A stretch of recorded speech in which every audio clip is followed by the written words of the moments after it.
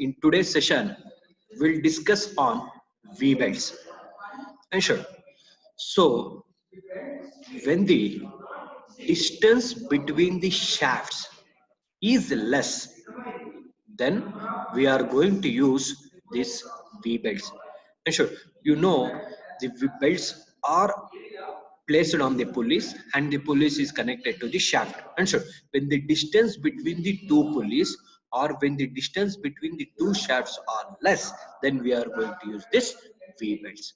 And sure, now, so whatever the figure you are seeing here, see, you can see the figure. This is one of the example of the V belt. And sure, so this V belt, it is having three layers. So the topmost layer is nothing but wrapping fiber. The inner will, it consists of polyester cord, and another thing is polychrome rubber. And sure, so the the thing, the we belts, it is made up of fiber fabric, that is wrapping fabric, and it is having that polyester cord. The main function of this polyester cord is nothing but it makes the belt to get a uniform tension throughout the belt. And sure, in order to bring the uniform tension throughout the belt, we are going to use this polyester cord. And sure, so in the next figure you can see, so this is the thing but polyester cord in the form of some threads. And sure, so these things are present inside the belt and it is enclosed by the wrapping rubber. And sure, this makes the belts to get a uniform tension. And sure, so since V belts, it is having some angle. See, you can see here the belts is in the form of trapezoidal section, right? The cross section of the belt, it is in the form of trapezoidal section. So since it is the trapezoidal cross section, the pulley is also in the form of trapezoidal cross section. And sure, so inside the pulley, so we will get some angle. That angle we will call it as groove angle. So why means, so this belts should be placed inside the pulley since it is in the form of trapezoidal cross section. So the pulleys also will have some V cross section. So since it is having some V cross section, so it will get some angle. That angle we call it as groove angle. And sure, that we will call it as groove angle.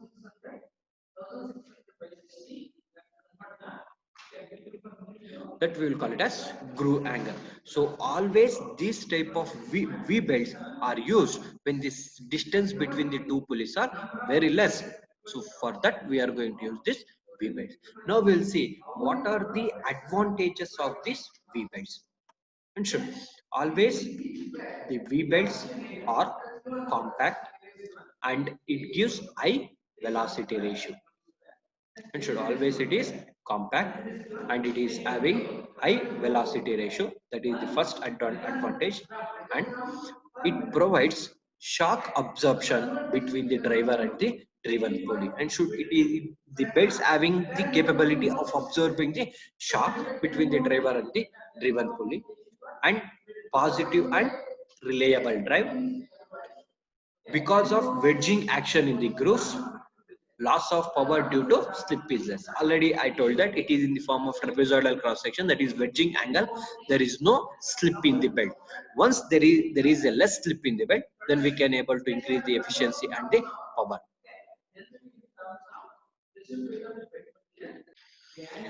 So there is, because of this wedging action, power loss is less. Once there is a less power loss, the efficiency will be increases, and there is no joint problems. So since we are using the V belts for less space, so that for less distance, then we don't have any joints. So therefore it is a endless.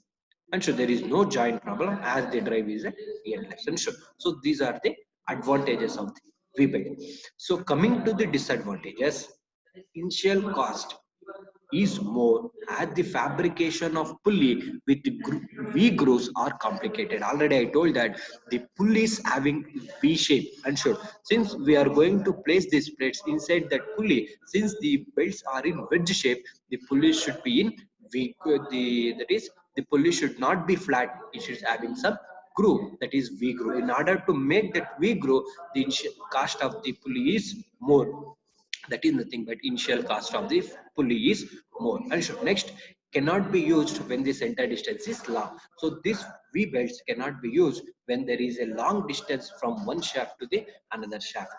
Next, improper belt tension and mismatching of the belt results in reduction on service life. So if there is a improper tension in the belts, it may be in tight side or in the lag side, and also due to mismatching, the life of the belt may be reduces. And sure. So these are the disadvantages of the V belts over the flat belts.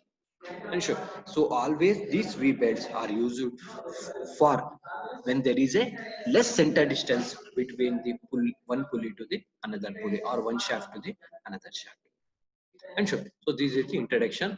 Next we will see the ratios of belt tension for V belt or rope belt. So now you can see this is nothing but whatever thing you are seeing. This is a pulley. So this is nothing but rope, and this is nothing but V belt. And sure. So here same in ratios you will tension you will get for rope and the V belt. Now you can see here for the pulleys, here they made some V groove. On this V groove, we are going to place a wedge-shaped V belts. And sure. So here the angle you can see, that is nothing but 2 alpha. That 2 alpha we will call it as groove angle. And sure, always 2 alpha is nothing but groove angle. Same thing you will get for rope also. So here we don't have any derivation. So directly we'll see the formula directly. Finally formula will get the ratios of belt tension T1 by T2 is equal to mu theta divided by E sin alpha, where theta is the in radians and alpha in degrees. You know what is T1 and T2? T1 is the tension on tight side, T2 is the tension on slack side, is equal to mu theta. Mu is nothing but coefficient of friction, mu theta divided by e to the power of sin alpha. So for flat belts you will get T1 by T2 is equal to e power mu theta, but for V belt extra thing you will get T1 by T2 is equal to mu theta divided by e to the power of sin alpha, where theta is nothing but half of the groove. 2 theta is nothing but total groove angle, theta is nothing but half of the groove angle. So this is the formula we are going to use to calculate the ratios of belt tension T1 by T2. And sure. So these are the theory. So here we will get that is the pulley is in the form of V groove. So then we will get the angle of that groove is nothing but 2 alpha. And sure.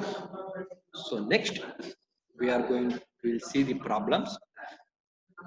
So here same procedure as you have done in the flat belt. So we are going to calculate the dimensions, or we are going to calculate the tensions, or we are going same procedure step by step. We are going to calculate each and everything, centrifugal tensions or initial tensions or power transmitted per ampere. In the same manner, we are going to calculate the V belts. But here extra thing is we are having groove angle. That is the extra thing we will get here. And sure. So now we will go to the first problem. So here they see it told that a V belt is to be arranged between the two shafts whose centers are 3000 mm. That is, the distance between one shaft to the another shaft is 3000 mm. That is nothing but C is equal to 3000. Always will represent a center distance is equal to C. Next, the driving pulley is of 850 mm effective diameter. That is nothing but D1 is equal to 850 mm, and it's to be supplied with 75 kilowatt. The power transmitted from one pulley to the another pulley is 75 kilowatt. That is capital N is equal to 75 at 360 rpm. So that is the driving pulley is rotating at a speed of 960 rpm. That is N1 is equal to 960 rpm. Like they told that the follower pulley, the driven pulley, is to run at 440 rpm. That is nothing but D2, that is N2 is equal to 480 rpm. Determine the number of belts required for the following particulars. Now, in order to transmit a power of 75 kilowatt from one pulley to the another pulley, when one pulley is rotating at 960 rpm, another pulley is rotating at 480 rpm, how many belts required? We are going to calculate at a distance of 3000 mm. So that is the first unknown. We are going to calculate how many number of belts required. So they have given some data related to the belt. They have given area of belt section 400 mm square. Directly they given area. Weight of the belt 0.01 Newton per centimeter square. That is nothing but W. 0.01 Newton per centimeter square. You can see the notation that is units here. It is centimeter. Everything they have given in mm. Next, safe working tensile stress is equal to 2.1 Newton per mm square. That is nothing but allowable stress or safe working stress. Sigma 1 is equal to 2.1 Newton per mm square. Coefficient of friction is 0.27. They have given only one coefficient of friction for both the pulleys. That is mu is equal to 0.27. Groove angle of pulley is equal to 40 degree. Already I told that groove angle is nothing but 2 alpha. So therefore they have given 2 alpha is equal to 40 degree. Therefore alpha is equal to 20 degree. And also find the initial tension required in each belt. So two unknowns here we are going to find out. One is number of belts, and also we are going to find out initial tension. Now, if we see first thing we are going to see here they have given weight of the belt is it is in centimeter cube, but we want to convert the centimeter cube into cube or in the form of meter cube. So converting Newton per centimeter cube into Newton per cube. And you know centimeter into is nothing but 10 to the power of 2. So it is nothing but 10 to the power of 2 whole square you will get. That is whole cube you will get. 10 to the power of 2 whole cube. Then you will get 10 to the power of 6. 2 3 is 6. You will get 10 to the power of 6. If you shift that towards numerator, then you will get 10 into 10 to the power of minus 6 Newton per cube. So we are converting here, that is 0.01 Newton per centimeter cube into Newton per cube. Then we will get 10 into 10 to the power of minus 6. So now you can see all the unit it is in mm. Now we will see what is the formula to calculate number of belts. Already you know the number of belts can be calculated by using the formula number of V belts I is equal to total power transmitted divided by power transmitted per belt. This is the formula. Here to calculate I, we require total power transmitted divided by power transmitted per belt. Now total power transmitted they are given in the question, that is 75, but unknown is power transmitted per belt. Now we are going to calculate this power transmitted per belt. Now see, power transmitted per belt formula is T1 minus Tc kV divided by 1000 into kilowatt. Already same formula we are using in the flat belts. Now we are T1 is the tension on the tight side, Tc is the centrifugal tension, K is constant, and V is velocity. All the four unknowns we are going to find out. So now we will solve step by step all the unknown. So now if you see they have given D1, we will calculate D2 by using the notation D1 N1 D1 is equal to N2 D2. Substitute N1 D1 and N2, simplify, then we will get D2, that is nothing but 1700 mm. Now that is the diameter of the larger pulley. Next we will calculate velocity V is equal to pi D1 N1 divided by 60,000. You know the value of D1 N1, simplify, then we will get 42.726 meter per second. Why we will get meter per second? We are making into 60,000, and so then we will get in meter per second. Next, after that we will calculate the centrifugal stress. Centrifugal stress sigma C is equal to W by G into V square. This is the formula, W by G into V square. Now we are having W in Newton per cube in mm, but we are having velocity in meters. So therefore, see here, we have substituted W 10 into 10 to the power of minus 6 in Newton per mm cube, and also we have substituted gravity 9810, that is nothing but meter mm per second square. It is not meter per second square, it is mm per second square. Now you can see the W is in mm, G is mm. Now, but if you substitute 42.762 whole square, it is in meters. So in order to convert everything into mm, so we have to multiply by 10 to the power of 6. And sure, once you multiply 10 to the power of 6, then velocity is also converted into mm. And sure, then we'll get directly the sigma c 1.861 Newton per mm square. Or another way, you can substitute the W in meter, you can substitute G in meter, then you will get 9.81. Then velocity in meter, then you should not multiply 10 to the power. No need of multiplying 10 to the power of 6. Then directly you will get Newton per meter square. You will get. And sure, you will get the answer in Newton per meter square. Again, you can convert into mm. And sure, that is another method. And sure, so in this way, we are going to calculate the centrifugal stress. We will get 1.816 Newton per mm square. Then after calculating centrifugal stress, then we are going to calculate capacity. And sure. So now we are going to calculate theta s, the angle on the smaller pulley from this equation number. So we know capital D, we know small d, we know C, substitute everything, we'll get theta s and theta L. So angle of wrap on the larger pulley. So now we are going to calculate e power mu theta s divided by sin alpha, e power mu theta L divided by sin alpha. In these two values, we are going to consider the smaller value as the capacity. And sure, or since they have this is one method, or since they have given only one coefficient of friction mu, at that time directly we can take the the e power mu theta s divided by sin, that is the for theta s only we can consider that is the smaller when they have given only one mu. So we'll get capacity is equal to 9.51. So once you will get capacity, next we are going to calculate the constant k is equal to e power mu theta is divided by sin alpha minus 1 divided by e power mu theta is divided by sin alpha. So if you compare these formulas with the flat bed, sin alpha is extra thing we will get here. And sure, so we'll get k is equal to 0.8956.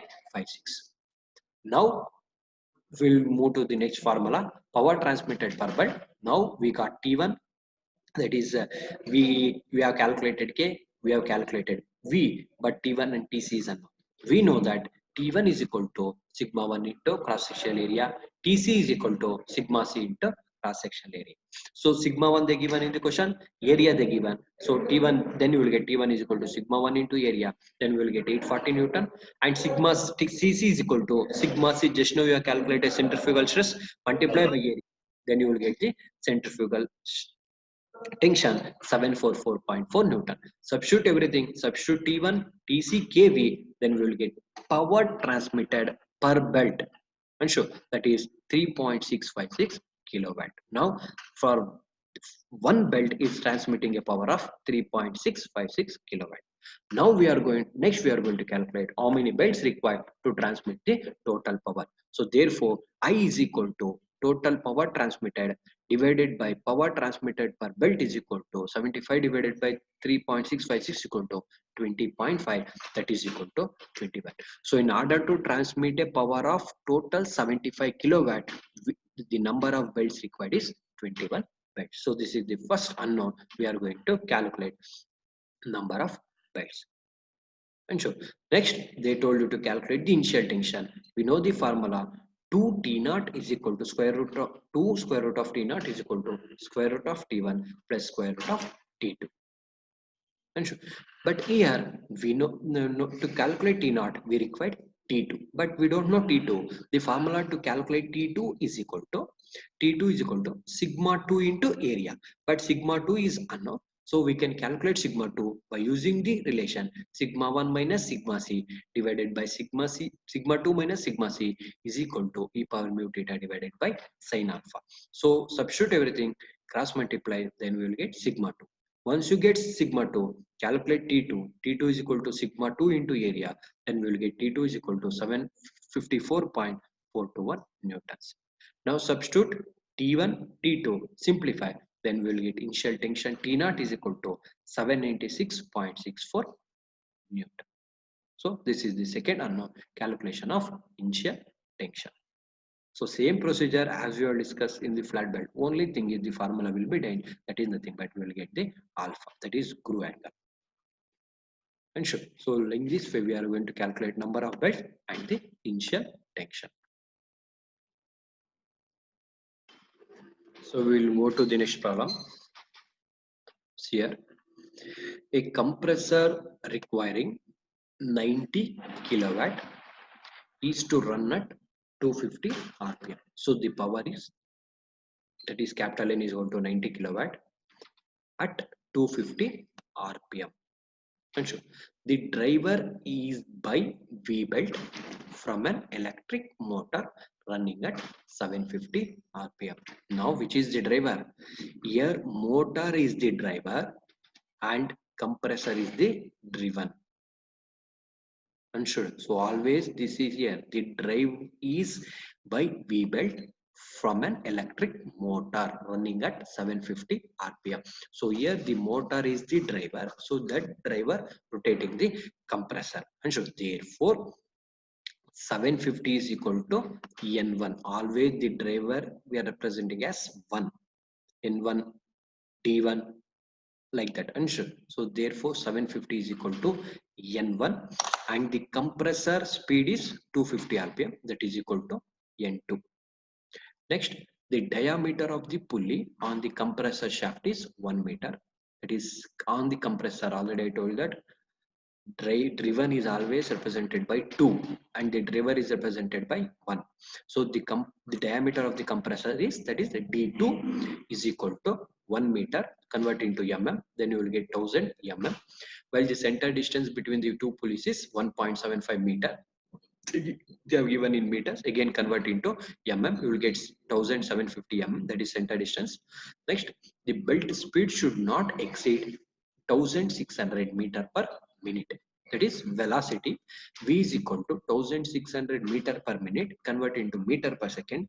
We know that 1 meter is equal to 1 minute is equal to 60 seconds. So divided by 60, then we will get 26.67 meter per second velocity. Full stop. Determine the number of V belts required to transmit a power. And so same thing here also we are going to calculate how many number of belts required to transmit a power of 90 kilowatt.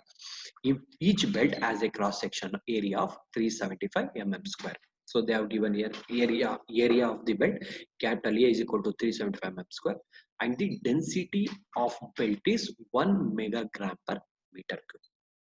That is nothing but density rho is equal to 1 mg by meter cube. So now we are converting this in the form of kg per meter cube. And sure, kg per meter cube. So first we are converted this 1 megagram per meter cube into kg. So 1 megagram is equal to 1000 kg. So we will get 1000 kg per meter cube. And sure, now we are converting meter into mm.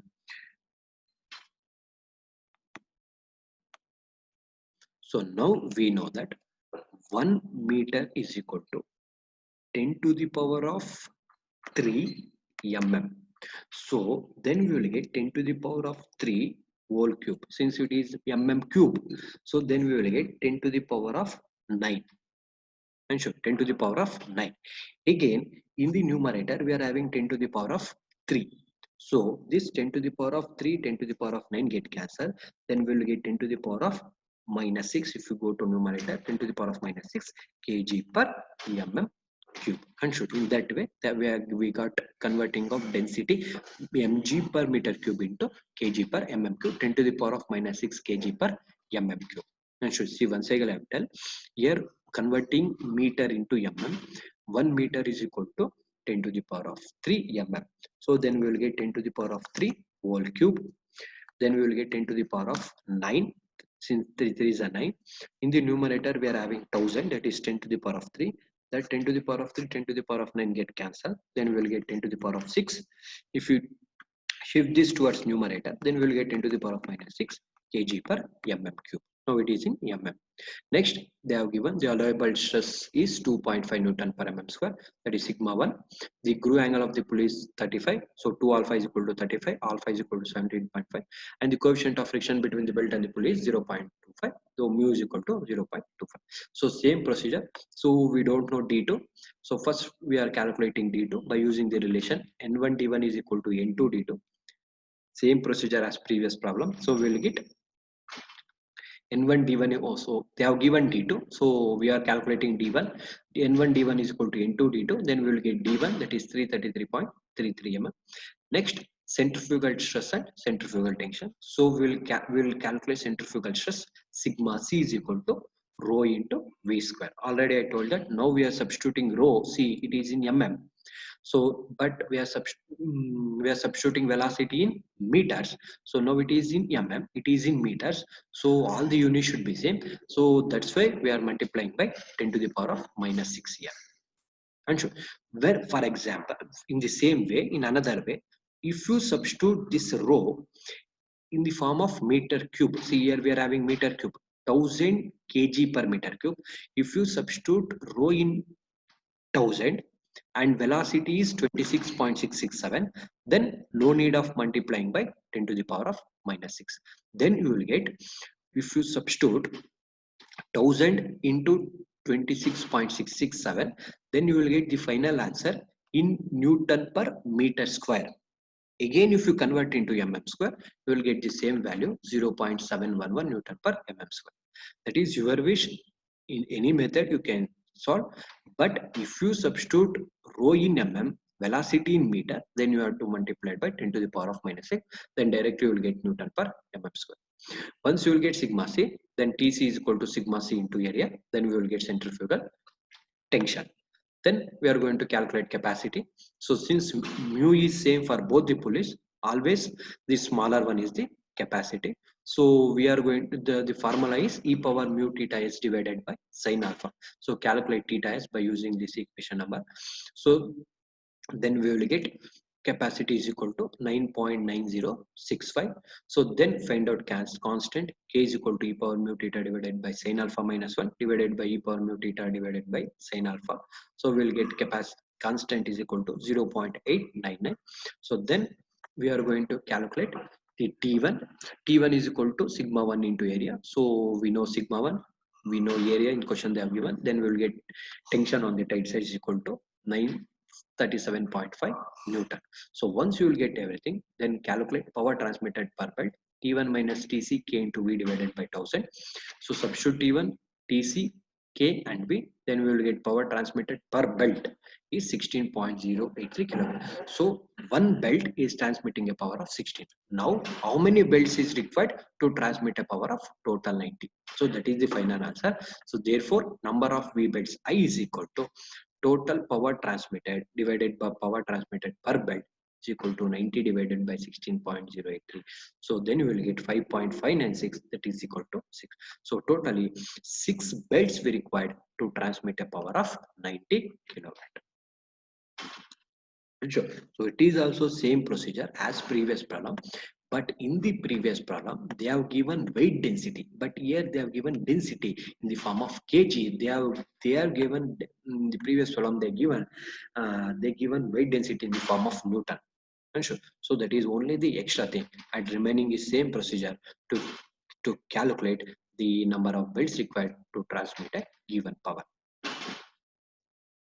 Unsure.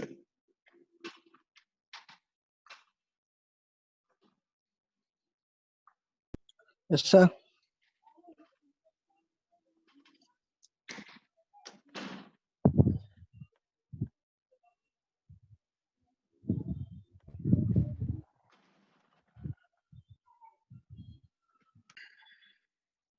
See, it is also same problem. See here, two shafts 1 meter apart. So that is C is equal to 1 meter. Convert into meter, that is 1000 mm. Are connected by a V belt to transmit 90 kilowatt at 1200 RPM of a driver. So always driver is the N1. So N1 is equal to 1200 RPM.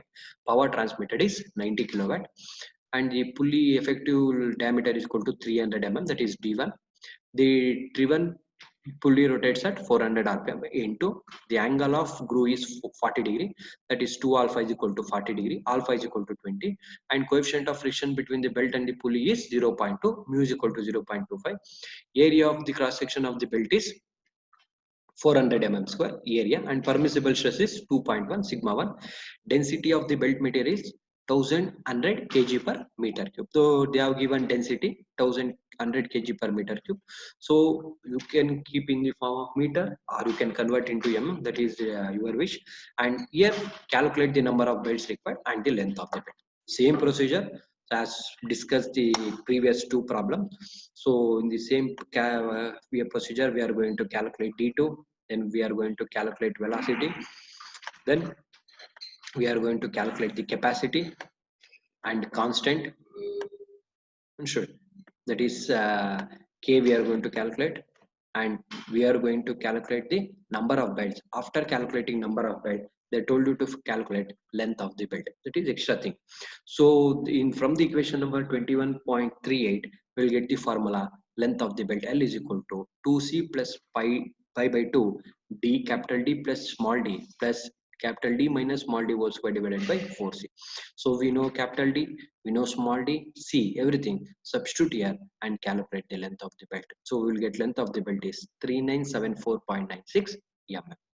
And so same procedure as we are discussed in the previous two problems. Only extra thing is they told you to find out the length of the belt. From this equation number we will get formula, substitute the things, and we are going to calculate the length of the belt. So in this way we can able to calculate the how to calculate the number of belts, how to calculate length,